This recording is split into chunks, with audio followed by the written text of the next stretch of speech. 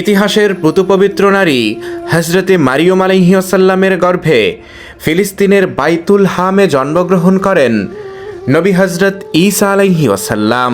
তার জন্মের পরপরই তাকে হত্যার ষড়যন্ত্র করে বাদশাহ হেরোদ। তাই তো আল্লাহ তাআলার নির্দেশে এই গাছের নিচেই আশ্রয় নিয়েছিলেন হজরত ঈসা আলাইহিসসালাম এবং তার মাতা মারিয়ম আলাইহিসসালাম। আমার পাশে যে গাছটি দেখতে পাচ্ছেন, এই গাছের পাদদেশে এই ছায়ায় বিশ্রাম নিয়েছেন। এখানে আজও রয়েছে সেই ঐতিহাসিক গাছ এবং গাছের পাদদেশে রয়েছে সেই পানির কূপ যা ব্যবহার করেছিলেন ঈসা আলাইহিসসালাম এবং তার মাতা মারিয়ম আলাইহিসসালাম। যে জায়গাগুলোতে বিচরণ করছি, এখানেই হয়তো আল্লাহর নবী ঈসা আলাইহিসসালাম হেঁটেছেন। আর সবচেয়ে অবাক করা বিষয় হচ্ছে এখানে এটি হচ্ছে সেই কূপ, যেই কূপ ব্যবহার করেছেন আল্লাহর নবী হযরত ঈসা আলাইহিসসালাম এবং মরিয়ম আলাইহিসসালাম। হাজারো সাহাবীদের রক্তে রঞ্জিত, ইতিহাসের গৌরবময় স্মৃতিতে ভরপুর এক পবিত্র জনপদ বাহনাসা। এই পবিত্র ভূমির প্রতিটি প্রান্ত যেন কথা বলে ইসলামের বিজয়গাথা, ত্যাগ আর ইমানের অমর কাহিনীতে। অসংখ্য ঐতিহাসিক নিদর্শনের ভিড়ে বিশেষভাবে উল্লেখযোগ্য মুসলিম রোমান যুদ্ধের সময় ৫,০০০ শহীদ সাহাবীদের কবর এবং সাবা বানাত বা ৭ জন মহিষী নারীর কবর।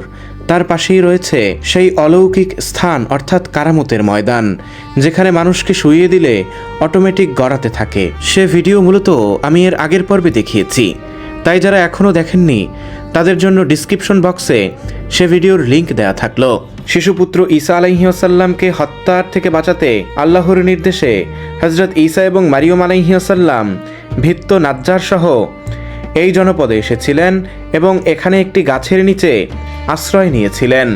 সেখানে আজও রয়েছে তাদের ব্যবহৃত পানির কূপ সহ সেই ঐতিহাসিক গাছটি, যাকে স্থানীয়ভাবে শাজারাতু মারিয়ম বা মরিয়ম আলাইহিসসালামের গাছ হিসেবে অবহিত করা হয়।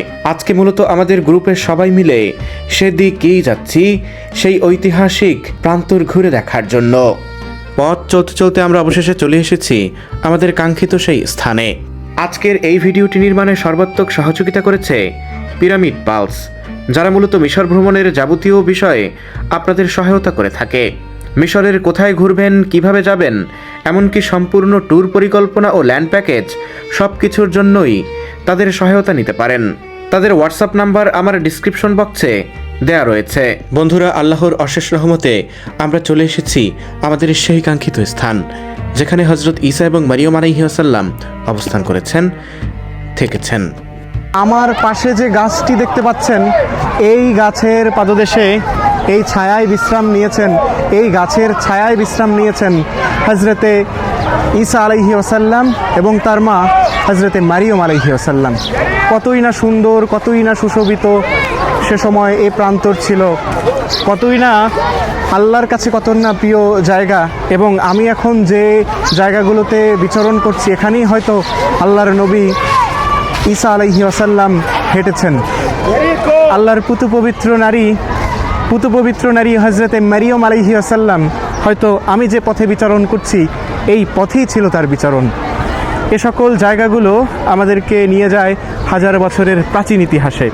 তো চলুন আমরা এর সব কিছু ঘুরে ঘুরে দেখি এবং আপনাদেরকে জানানোর চেষ্টা করি এর ইতিহাস। হজরত ঈসা এবং মারিয়ম আলাইহিসসালাম এই পবিত্র প্রাঙ্গণে কিভাবে আসলেন?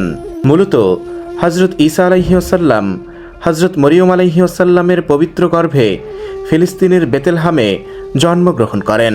তখন সে অঞ্চলের রোমান আশ্রিত রাজা হিরোডাস দ্য গ্রেট শাসন করছিল। বিভিন্ন বাইবেল ও ঐতিহাসিক সূত্রে এভাবেই তার নাম উল্লেখ করা হয়। অনেক খ্রিস্টান ও প্রাচীন গির্জা সংক্রান্ত বর্ণনায় বলা হয়, হিরোডাস স্বপ্নের মাধ্যমে আদিষ্টিত হন যে তার রাজ্যে এমন এক শিশুর জন্ম হয়েছে যার কারণে তার সাম্রাজ্য ধ্বংস হয়ে যাবে। এই ভয়ে তিনি তার নিজ রাজ্যের যত ছোট শিশুপুত্র জন্ম হয়েছে তাদের সবাইকে হত্যার নির্দেশ দেন। এমতো অবস্থায় আল্লাহ তাআলা হযরত জিবরাইল আলাইহিসসালামের মাধ্যমে হযরত ঈসা এবং মারিয়ম আলাইহিসসালামকে বেতেলহাম থেকে মিশরে হিজরতের নির্দেশ দেন, যাতে করে তারা হিরোডাসের অত্যাচার ও শিশু হত্যা থেকে রক্ষা পায়। এই হিজরতকে খ্রিস্টান ঐতিহ্য অনুযায়ী ফ্লাইট টু ইজিপ্ট এবং আরবি ভাষায় রেহলাতু আয়লা আল মুকাদ্দাসা বা the journey of the Holi family বলে অবহিত করা হয়, যার বাংলায় পবিত্র পরিবারের ভ্রমণ। মিশরের এই ভ্রমণকালে বিভিন্ন ঐতিহাসিক সূত্র অনুযায়ী বর্ণনা পাওয়া যায় পবিত্র পরিবারটি প্রায় 25 থেকে 26টি স্থানে থামেন এবং অনেক জায়গাতে দিন কিংবা মাস পর্যন্ত বসবাস করেছেন, যেমন জাবাল আত্তাইন, ওয়াদি আন নাতরুন, আল মোহাররাক মনস্ট্রির মতো বিখ্যাত ঐতিহাসিক স্থানগুলোতে।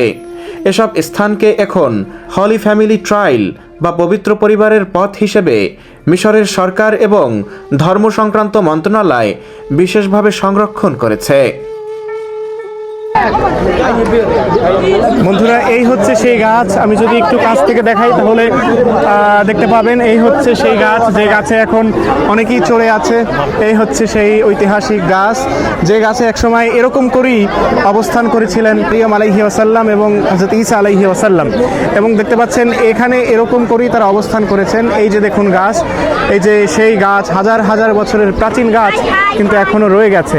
এই যে এখানে মানুষ এসে কিছুক্ষণ অবস্থান করছে, অবস্থান করছে, আবার এখান থেকে চলে যাচ্ছে। এটি একাধারে পবিত্রতম একটি জায়গা। তো আমরা এখানে অবস্থান করছি। তো দেখুন এখানে অনেকেই রয়েছে। আজকে আমরা রয়েছি এমন একটি জায়গায় যেটি হযরতে ঈসা আলাইহি ওয়াসাল্লাম এবং হযরত মারিয়ম আলাইহি ওয়াসাল্লামের সাথে সম্পৃক্ত। আমরা এখন রয়েছি বাহনেসার সেই জায়গায় যেখানে রয়েছে 5000 সাহাবীদের কবর, রয়েছে রাসূল করিম সাল্লাল্লাহু আলাইহি ওয়াসাল্লামের নিকটস্থ অনেক আত্মীয় স্বজনের কবর, রয়েছে 70 জন বদরি সাহাবীর কবর। সাথে সাথে এই জায়গা শুধু 1400 বছর আগেই পবিত্র স্থান নয়। আমি এখন যে খানটাতে দাঁড়িয়ে আছি এখানটা হচ্ছে হযরত মারিয়ম আলাইহি ওয়াসাল্লাম এবং হযরত ঈসা আলাইহি ওয়াসাল্লাম এখানে এসেছিলেন। এবং আমার পিছনে যে গাছ দেখতে পাচ্ছেন, এই যে দেখতে পাচ্ছেন এই গাছকেই বলা হয় শাজারাতু মারিয়ম, যেটি রেহলাতু আয়লা আল মুকাদ্দাসা বা পবিত্র পরিবারের ভ্রমণ শীর্ষক যে ইসলামের ইতিহাসে বর্ণিত হয়েছে তার ভিতরে উল্লেখযোগ্য। এবং হযরত ঈসা এবং মারিয়ম আলাইহি ওয়াসাল্লাম ফিলিস্তিনের বেতেলহাম থেকে মিশরের 23টি জায়গা ভ্রমণ করেছিলেন। সেই 23টি জায়গার মধ্যে এটিও একটি অন্যতম জায়গা। এখানেই আল্লাহর নবী এবং হযরতে মারিয়ম আলাইহি ওয়াসাল্লাম বনু নাজ্জার সহ এখানে তারা অবস্থান করেছেন, ভিত্ত নাজ্জার সহ তারা এখানে অবস্থান করেছেন। এবং ঠিক তার পাশেই এই যে গাছ দেখতে পাচ্ছেন, এই গাছের ছায়ায়, এই গাছের পাদদেশে তারা এখানে থেকেছেন, এখানে অবস্থান করেছেন এবং এক নির্দিষ্ট একটা সময় পরে এখান থেকে চলে গিয়েছেন। আর সবচেয়ে অবাক করা বিষয় হচ্ছে এখানে এটি হচ্ছে সেই কূপ, যে কূপ ব্যবহার করেছেন আল্লাহর নবী হযরত ঈসা আলাইহি ওয়াসাল্লাম এবং মরিয়ম আলাইহি ওয়াসাল্লাম।